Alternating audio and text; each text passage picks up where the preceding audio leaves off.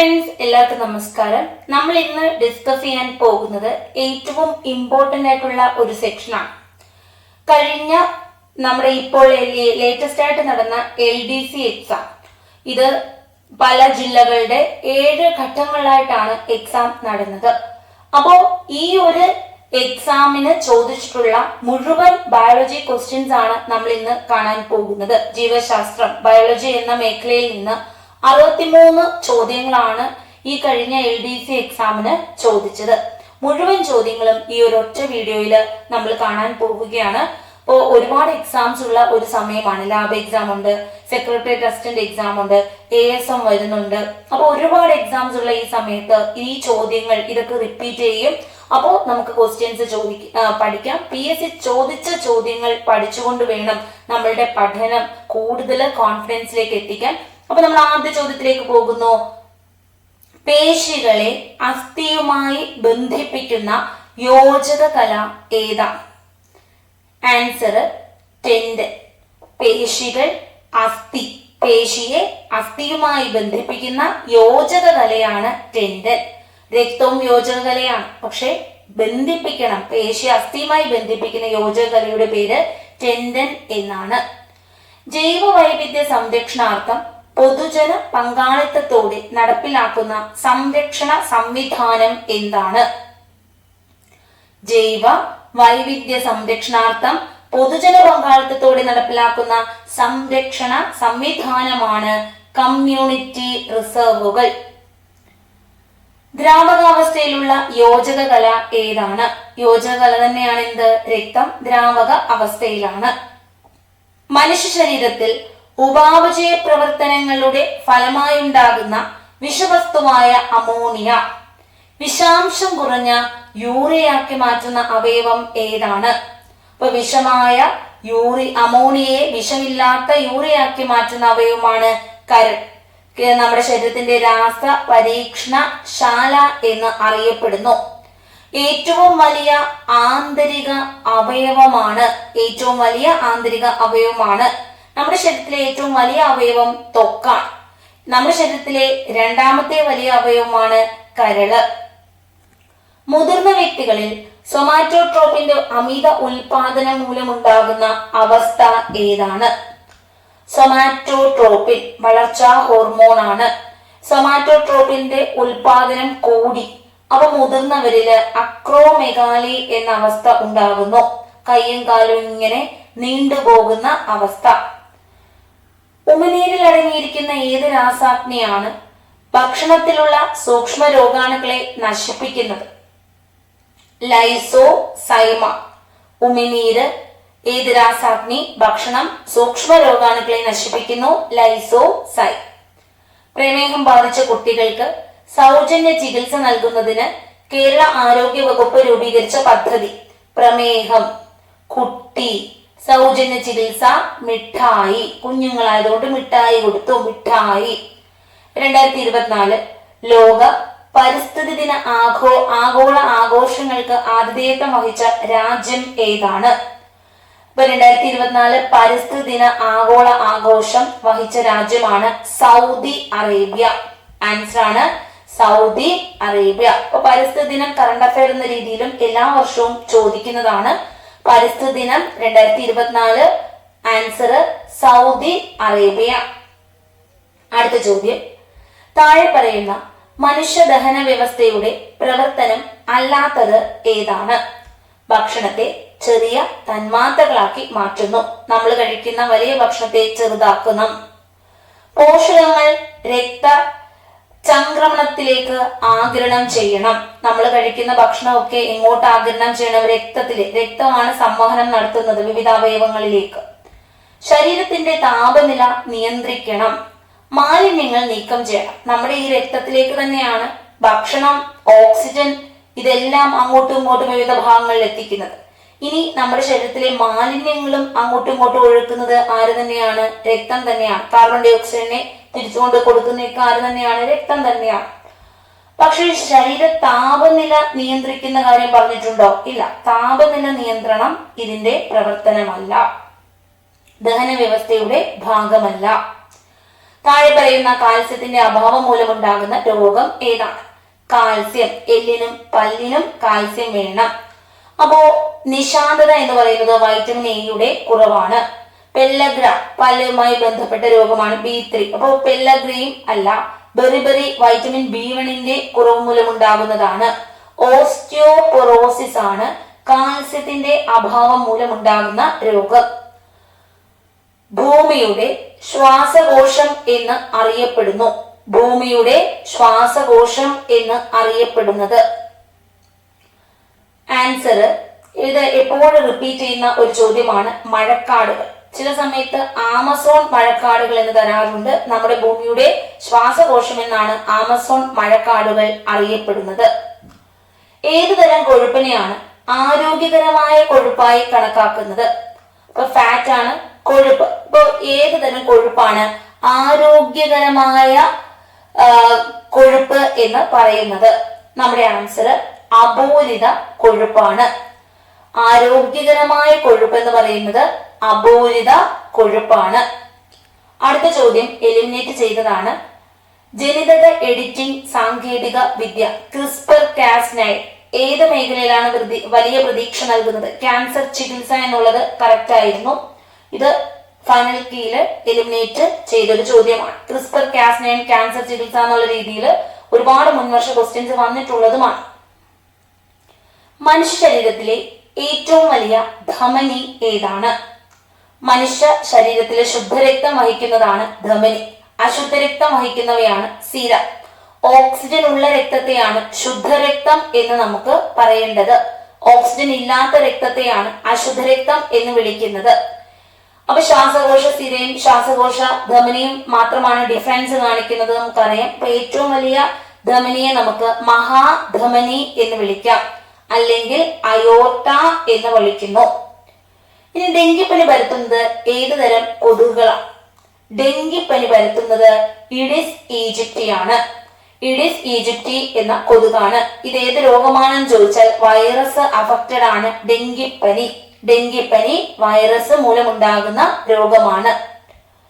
ലോകാരോഗ്യ സംഘടന WHO world health organisation ആസ്ഥാനം എവിടെയാണ്? ജനീവയിലാണ് ആസ്ഥാനം. ജനീവ ഓപ്ഷനിലില്ല. സ്വിറ്റ്സർലൻഡിലാണ് ജനീവ. അപ്പൊ ആൻസർ സ്വിറ്റ്സർലൻഡ് ആണ്. WTO വേൾഡ് ട്രേഡ് ഓർഗനൈസേഷനും ജനീവ തന്നെ. ഇനി നമുക്ക് അടുത്ത ക്വസ്റ്റ്യൻ പേപ്പറിലേക്കാണ് പോകുന്നത്. നമ്മളിപ്പോ തിരുവനന്തപുരം ജില്ല കഴിഞ്ഞു, കൊല്ലം, കണ്ണൂർ കഴിഞ്ഞു. ഇനി നമുക്ക് അടുത്ത ക്വസ്റ്റ്യൻ. കൃത്രിമമായ പ്രജനന കാലഘട്ടമുള്ള ജീവികൾ ലൈംഗിക പ്രവർത്തനങ്ങൾ നിയന്ത്രിക്കുന്ന ഹോർമോൺ ഏതാണ്? അപ്പൊ കൃത്രിമമായ പ്രജനന കാലഘട്ടമുള്ള ജീവികളിൽ ലൈംഗിക പ്രവർത്തനങ്ങൾ നിയന്ത്രിക്കുന്ന ഹോർമോൺ ഏത്? ആൻസർ വരുന്നത് മെലാട്ടോണിൻ. മെലാട്ടോണിൻ. അപ്പോൾ ലൈംഗിക പ്രവർത്തനങ്ങൾ നിയന്ത്രിക്കുന്ന ഹോർമോൺ ആണ് മെലാട്ടോണിൻ. മെലാനിൻ വേറേതാണ് കേട്ടോ. പലർക്കും മെലാനിൻ നമ്മുടെ നിറവുമായി ബന്ധപ്പെട്ട മെലാനിൻ അത് വേറേതാണ്. ഇത് മെലാട്ടോണിൻ ലൈംഗിക പ്രവർത്തനങ്ങളെ നിയന്ത്രിക്കുന്ന ഹോർമോൺ. ഇന്ത്യയിലെ 3 എക്കോളജിക്കൽ ഹോട്ട് സ്പോട്ടുകൾ ഏതാണ്? അപ്പൊ എക്കോളജിക്കൽ ഹോട്ട് സ്പോട്ടുകളെ കുറിച്ചാണ് ചോദിച്ചിരിക്കുന്നത്. ഇന്ത്യയിലെ 3 എണ്ണമാണ്. ഇൻഡോ ബർമ, വടക്ക് കിഴക്കൻ ഹിമാലയം, പശ്ചിമഘട്ടം. അപ്പൊ പശ്ചിമഘട്ടം എല്ലാവർക്കും നന്നായിട്ട് അറിയാവുന്നതാണ്, ഇക്കോളജിക്കൽ ഹോട്ട്സ്പോട്ട് ആണ്. മറ്റൊരെണ്ണമാണ് വടക്ക് കിഴക്കൻ ഹിമാലയം. ഇനി ഇൻഡോ ബർമ. Indo Burma. അപ്പൊ നമ്മൾ ഹിമാലയം എന്ന് മാത്രം പഠിച്ചു വെച്ചാൽ ഉത്തരം കിട്ടില്ല.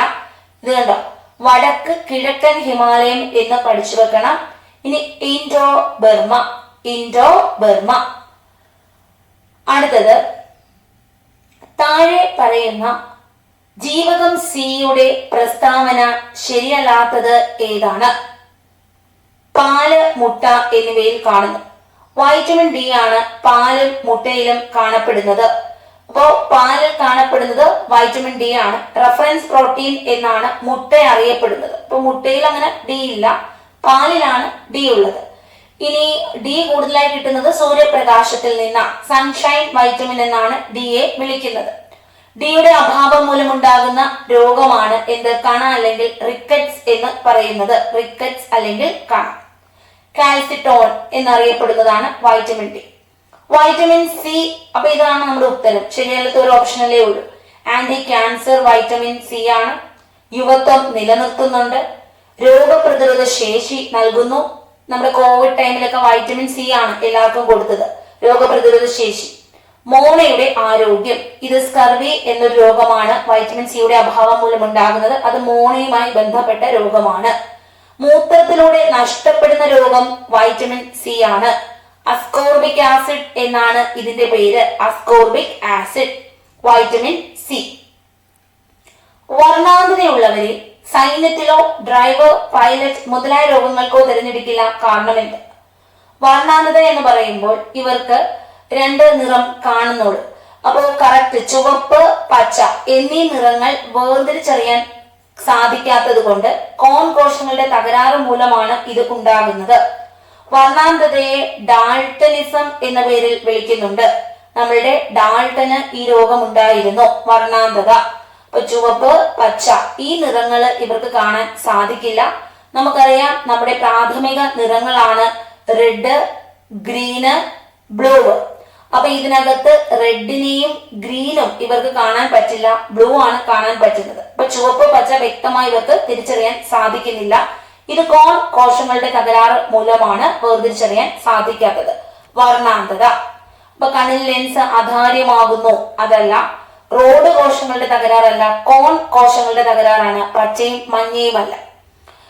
പച്ചയുണ്ട്, മഞ്ഞയ്ക്ക് പകരം ചുവപ്പാണ്. റെറ്റിനാലിന്റെ കുറവ് മൂലം മങ്ങിയ വെളിച്ചത്തിൽ കാഴ്ച സാധ്യമാകാത്തത്. അപ്പൊ അതുമല്ല, മങ്ങിയ വെളിച്ചത്തിൽ കാണാത്തതല്ല ഇതിന് കാരണം. ഈ നിറങ്ങളുടെ കാഴ്ചക്കുറവാണ്, വർണ്ണത്തിൽ അന്ധതയാണ്. ചില വർണ്ണങ്ങൾക്ക് അന്ധതയാണ്.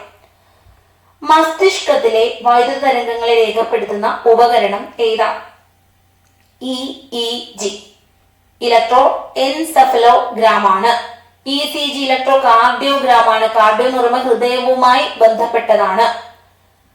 താഴെ പറയുന്ന ടൈപ്പ് 2 പ്രമേഹത്തിന് അനുയോജ്യമല്ലാത്ത പ്രസ്താവന ഏതാണ്? ടൈപ്പ് 2. ലക്ഷ്യകോശങ്ങൾക്ക് ഇൻസുലിനെ ഉപയോഗിക്കാൻ കഴിയാത്തതാണ് ടൈപ്പ് 2 പ്രമേഹത്തിന് കാരണം. പൊണ്ണത്തടി, ജീൻ തകരാറ് ഈ രോഗത്തിന് കാരണം. ആഹാരവും നിയന്ത്രണവും വ്യായാമവും ആവശ്യമെങ്കിൽ മരുന്നുകൾ വഴിയും ഈ രോഗാവസ്ഥ നിയന്ത്രിക്കാം. മുകളിൽ പറഞ്ഞത് പ്രസ്താവനകളെല്ലാം തെറ്റാണ്. അനുയോജ്യമല്ലാത്തത് എന്തെങ്കിലും ഉണ്ടോ എന്നുള്ളതാണ് ചോദ്യം. അനുയോജ്യമല്ലാത്തതായിട്ടൊന്നും തന്നെ ഇല്ല. അപ്പൊ മുകളിൽ പറഞ്ഞതെല്ലാം തെറ്റാണ്. അപ്പോ നമ്മുടെ ടൈപ്പ് 2 പ്രമേഹത്തെ കുറിച്ചാണ് ചോദിച്ചിരിക്കുന്നത്. നമുക്ക് രണ്ടു തരം പ്രമേഹമാണ് ഉള്ളത്. ടൈപ്പ് 1 പ്രമേഹവും ടൈപ്പ് 2 പ്രമേഹവുമാണ്.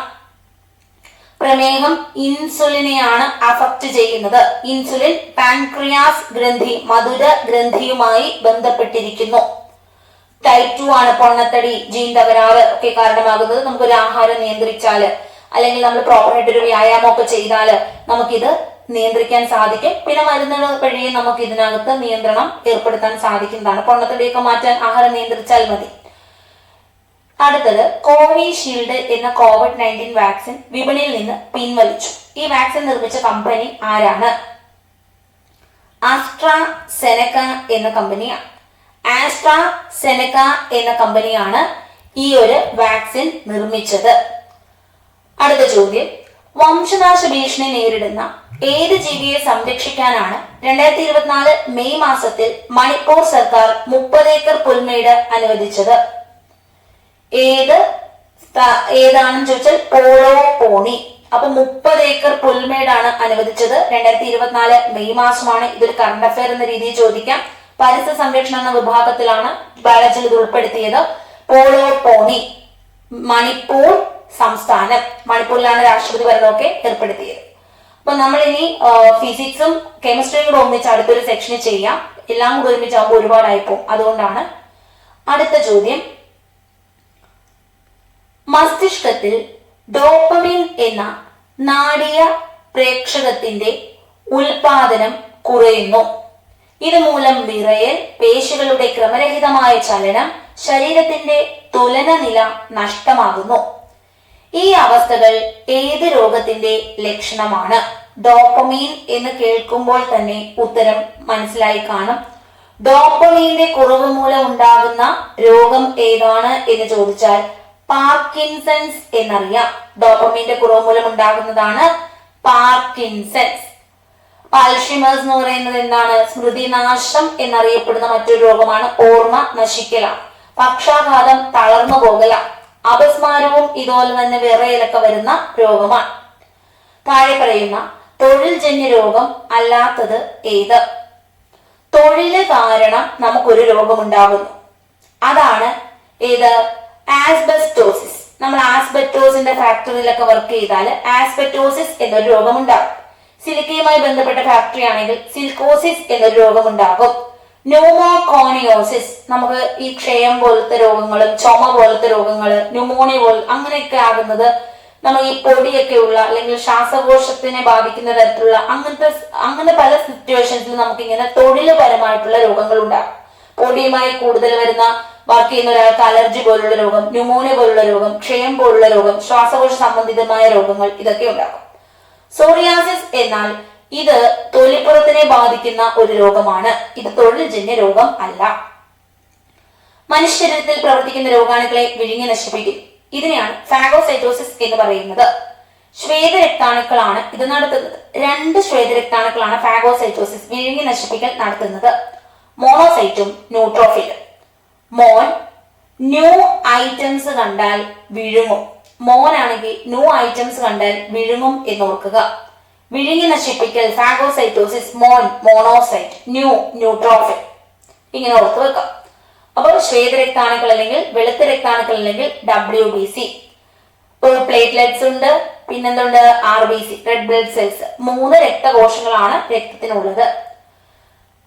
DDT പോലുള്ള കീടനാശിനികൾ സൃഷ്ടിക്കുന്ന പാരിസ്ഥിതിക ആരോഗ്യ പ്രശ്നങ്ങൾ പ്രതിപാദിച്ച റേച്ചൽ കഴ്സൺ എന്ന അമേരിക്കൻ ഗവേഷക പ്രസിദ്ധീകരിച്ച പുസ്തകം ഇതാണ് സൈലന്റ് സ്പ്രിംഗ്. മലയാളത്തിൽ പറഞ്ഞാൽ നിശബ്ദ വസന്തം. അങ്ങനെ 1972 കാലഘട്ടം DDT അമേരിക്കയിൽ നിരോധിച്ചു. സ്ഥൂല ധാതുക്കൾ ഏതൊക്കെയാണ്? ഓക്കെ, അപ്പോ നമ്മുടെ ആൻസർ സ്ഥൂല ധാതുക്കൾ കാൽസ്യം, പൊട്ടാസ്യം, ക്ലോറൈഡ്, സോഡിയം. സ്ഥൂല ധാതുക്കൾ. മാതാപിതാക്കൾ നഷ്ടപ്പെട്ടു അല്ലെങ്കിൽ ഒരാൾ മരിച്ചു. ജീവിച്ചിരിക്കുന്ന ആൾക്ക് കുട്ടികളെ സംരക്ഷിക്കാൻ സാമ്പത്തിക സ്ഥിതി ഇല്ല. കുട്ടികളുടെ വിദ്യാഭ്യാസം ധനസഹായം നൽകുന്നു. ബന്ധു സഹായിച്ചാലും മതി, വീട്ടിൽ നിന്ന് പഠിച്ചാലും മതി. അതാണ് സ്നേഹപൂർവം. പുൽമേട് വന്യജീവി സംരക്ഷണം. മഹാരാഷ്ട്രയിൽ വരുന്ന കൺസർവേഷൻ റിസർവ് ഏതാണ്? അറ്റപാടി.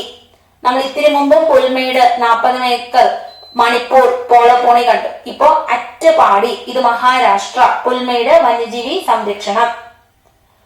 പരമ്പരാഗത വൈദ്യശാസ്ത്ര ഗവേഷണം സഹകരണ കേന്ദ്രമായ WHO 2024 ജൂൺ 3 ആയുഷ് മന്ത്രാലയത്തിന്റെ central council for research in Ayurveda science CCRAS കീഴിലുള്ള ഏത് യൂണിറ്റിനെയാണ് നിയോഗിച്ചത്?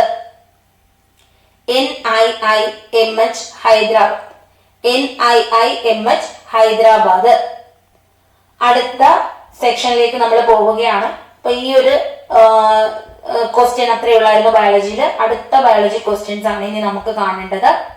കോവിഡിനെതിരായി mRNA വാക്സിൻ വികസിപ്പിച്ചത് 2023 വൈദ്യശാസ്ത്ര നൊബേൽ നേടിയ വ്യക്തി ആരാണ്?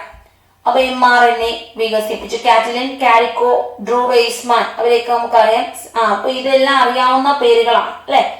Answer Katalin Kariko.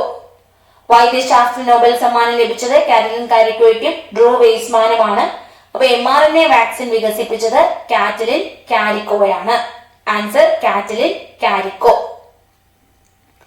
അടുത്ത ചോദ്യം, ചീറ്റ പദ്ധതിയുടെ ഭാഗമായി ആഫ്രിക്കയിൽ നിന്നും ഇന്ത്യയിൽ എത്തിച്ച ചീറ്റകളെ ഏത് ദേശീയോദ്യാനത്തിലാണ് പുനരധിവസിപ്പിച്ചത്? കുനോ ദേശീയോദ്യാനം, മധ്യപ്രദേശ്. നവജാത ശിശുക്കളുടെ സമഗ്ര ആരോഗ്യ പരിശോധന കേരള സർക്കാർ ആരോഗ്യ വകുപ്പ് ആരംഭിച്ച പദ്ധതിയാണ് ശലഭം. ഇതെപ്പോഴും ചോദിക്കുന്ന ഒരു റിപ്പീറ്റഡ് ക്വസ്റ്റ്യൻ ആണ്. താഴെ തന്നിരിക്കുന്ന പരസ്പര വിരുദ്ധമായി പ്രവർത്തിക്കാത്ത ജോഡി ഏതാണ്? ഇൻസുലിൻ ഗ്ലൂക്കഗോൺ ഉണ്ട്, കാൽസിറ്റോണിൻ പാരാതെർമോൺ, തൈമോസിൻ തൈറോക്സിൻ. ഇതാണ് തെറ്റായിട്ടുള്ളത്. തൈമസ് ഗ്രന്ഥിയുമായി ബന്ധപ്പെട്ട ഹോർമോൺ ആണ് തൈമോസിൻ. തൈമസ് എന്ന് പറയുമ്പോൾ യുവത്വ ഗ്രന്ഥി എന്ന് അറിയപ്പെടുന്നു. കുട്ടികളിൽ കാണും, മുതിർന്നവരിൽ ഇത് അപ്രത്യക്ഷമാകുന്നു. Sympathetic, parasympathetic. കൊറോണറി ധമനികളിൽ കൊഴുപ്പടിഞ്ഞ് രക്തപ്രവാഹം തടസ്സപ്പെടുന്നത് മൂലം ഉണ്ടാകുന്ന രോഗം ഏതാണ്? ഹൃദയാഘാതം. ഇങ്ങനെ കൊഴുപ്പടിഞ്ഞ് അവിടെ കട്ട പിടിച്ചു കിടക്കും, അങ്ങനെ ബ്ലോക്ക് ഉണ്ടാകുന്നു, ഹൃദയാഘാതത്തിലേക്ക് പോകുന്നു. താഴെ തന്നിരിക്കുന്ന ശരിയായ പ്രസ്താവന ഏതാണ്?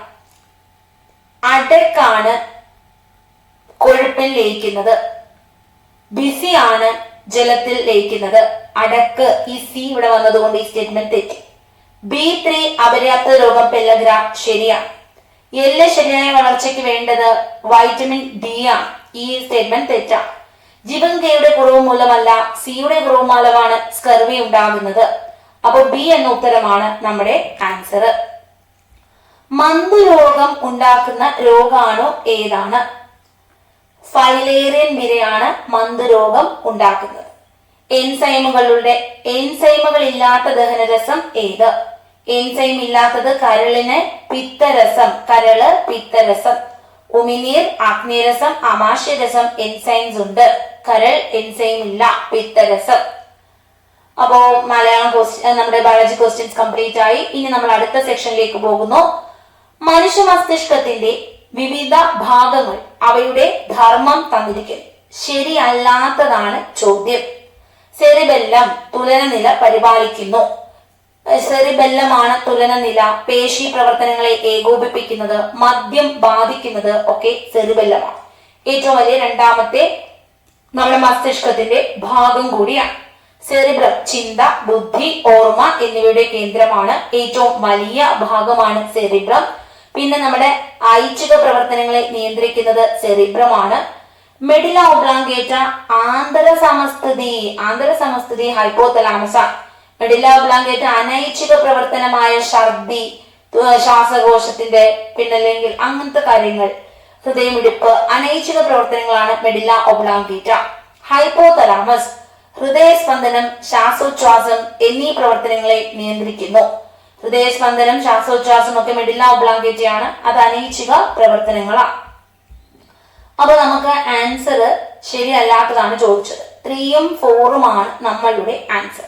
ആന്തരസമസ്ഥിതി ഹൈപ്പോതലാമസ്, ഇത് തിരിച്ചെഴുതി. ഇനി നമുക്ക് അടുത്തതിലേക്ക് പോകാം.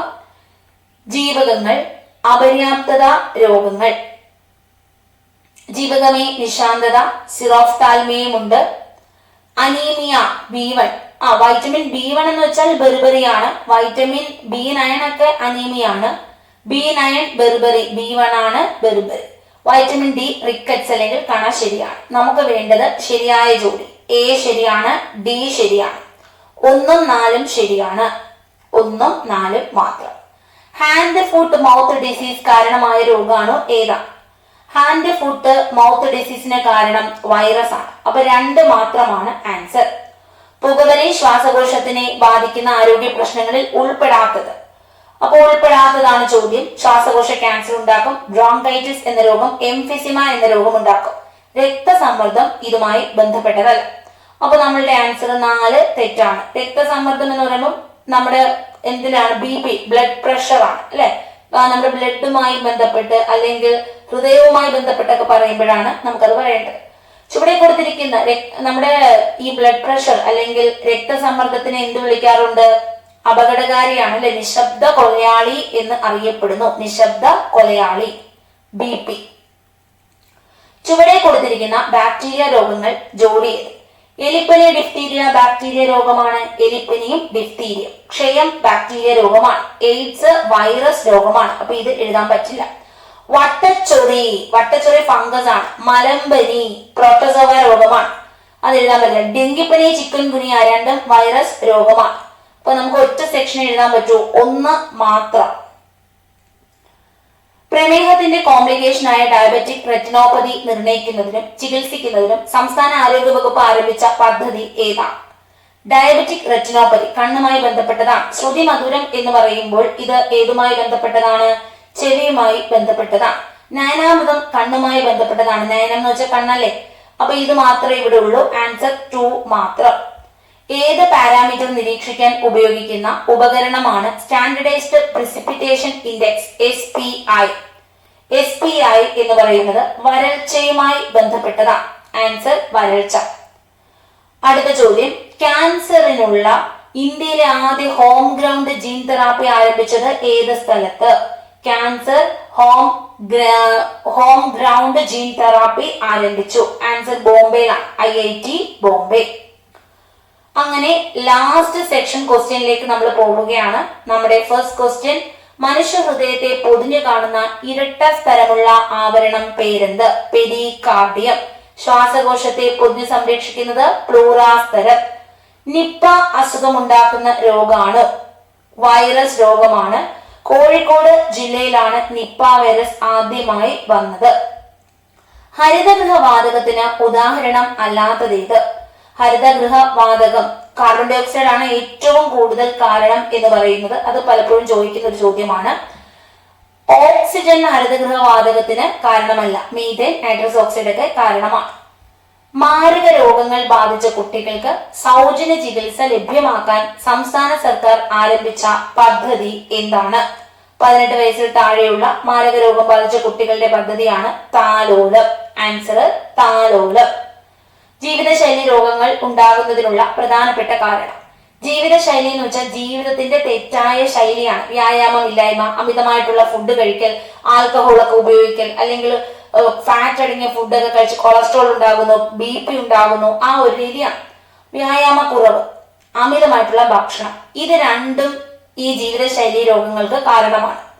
അപ്പോ നമ്മുടെ ആൻസർ വരുന്നത് 1ഉം 4ഉമാണ്. സാംക്രമികം എന്ന് വെച്ചാൽ പകരുകയാണ്. ഇപ്പൊ കൊറോണ പാൻഡമിക് ഡിസീസ് ആയിരുന്നു, രാജ്യങ്ങളിൽ നിന്ന് രാജ്യങ്ങളിലേക്ക് പകരുന്ന രീതിയിൽ അത്ര പകർച്ചയായിരുന്നു. പരമ്പരാഗതം എന്ന് പറയുമ്പോൾ ഇപ്പൊ നമ്മുടെ അച്ഛനുണ്ട്, നമുക്കുമുണ്ട്. അപ്പൊ അങ്ങനെ പരമ്പരാഗതമായി കൈമാറപ്പെടുന്ന രോഗമാണ് പരമ്പരാഗത രോഗം എന്ന് പറയുന്നത്. ശീതരക്താണുക്കളിൽ ഉൾപ്പെടാത്തത് ഏത്? ത്രോംബോസൈറ്റ് ഉൾപ്പെടുന്നില്ല, ലിംഫോസൈറ്റ്, മോണോസൈറ്റ്, ന്യൂട്രോഫില്, ഇതൊക്കെ 5എണ്ണമാണ് നമ്മുടെ ശ്വേത രക്താണുക്കൾ എന്ന് പറയുന്നത്. DNA നൈട്രോജിനസ് ബേസുകളിൽ ഉൾപ്പെടാത്തത് ഏത്? DNA-യില് 3 എണ്ണം, RNA-യില് 3 എണ്ണം. ക്ലിയർ ആണ്? അപ്പൊ DNA-യില് ഉൾപ്പെടാത്തത് ഏത് എന്ന് ചോദിച്ചാൽ യുറാസിലാണ്. RNA-യിലാണ് യുറാസിൽ, അഡിനിൻ, തൈമിൻ, സൈറ്റോസിൻ. നിശാന്തതയ്ക്ക് കാരണം വൈറ്റമിൻ A ആണ്. നമ്മുടെ ഈ ക്വസ്റ്റ്യന് തന്നെ റിപ്പീറ്റ് ചെയ്തിട്ടുള്ളതാണ്.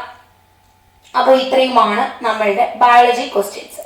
ഇനി ലാബ് എക്സാമിന് വേണ്ടിയിട്ട് ഞാൻ ഇതുപോലെ തന്നെ LDCയുടെ സ്പെഷ്യൽ ആയിട്ടുള്ള ഇംഗ്ലീഷ്, മലയാളം, സുപ്രധാന നിയമങ്ങള്, പിന്നെ അങ്ങനെ കുറച്ച് സെക്ഷൻസ്, കമ്പ്യൂട്ടർ, ഇതൊക്കെ ചെയ്തിട്ടുണ്ട്. ഇതിന്റെ എല്ലാം ലിങ്ക് നമ്മുടെ മെസ്സേജിൽ പിൻ ചെയ്യാം. അതുപോലെ തന്നെ നമ്മുടെ ഡിസ്ക്രിപ്ഷനിലും പിൻ ചെയ്ത് വെച്ചിട്ടുണ്ട്. ഇപ്പൊ തന്നെ നിങ്ങൾക്ക് കാണാൻ പറ്റും, ലിങ്ക് ഉണ്ട്. ഡയറക്റ്റ് ആ ക്ലാസ്സിലേക്ക് അങ്ങ് പോകാം.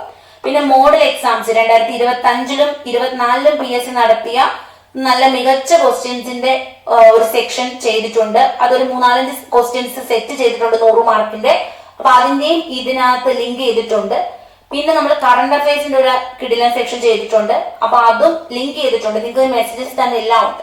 ടെലിഗ്രാം ചാനലില് PDF ഒക്കെ ഇടാം. അപ്പൊ ടെലിഗ്രാം ചാനലിലും നിങ്ങൾക്ക് ഈ ക്ലാസ്സുകളുടെ ലിങ്കുകളൊക്കെ കിട്ടും. ടെലിഗ്രാമിന്റെ ലിങ്കും ഈ ഒരു ഒന്നുകിൽ കമന്റ് നോക്കുക, പിൻ ചെയ്തിട്ടുണ്ട്, അല്ലെങ്കിൽ ഡിസ്ക്രിപ്ഷൻ നോക്കുക. അപ്പോൾ അതായത് ഫിസിക്സ്, കെമിസ്ട്രി, മറ്റ് ക്ലാസ്സുകൾ ഇതുപോലെ തന്നെ LDCയുടെ സബ്ജക്ട് വൈസിൽ നിങ്ങൾക്ക് കിട്ടും. പിന്നെ മോഡൽ എക്സാം, കറണ്ട് അഫയേഴ്സ് തുടങ്ങിയ ക്ലാസ്സുകൾ ലഭിക്കുന്നതാണ്. അപ്പൊ എല്ലാവരും നന്നായി പ്രിപ്പയർ ചെയ്യുക. നല്ല മാർക്ക് വാങ്ങിച്ചേ പറ്റൂ. എങ്കിൽ മാത്രമേ നമുക്ക് ജോലി എന്നുള്ള സ്വപ്നത്തിലേക്ക് എത്താൻ സാധിക്കൂ. അപ്പൊ എല്ലാവർക്കും താങ്ക് യു. നമുക്ക് നെക്സ്റ്റ് ക്ലാസ്സിൽ വീണ്ടും കാണാം. ബൈ.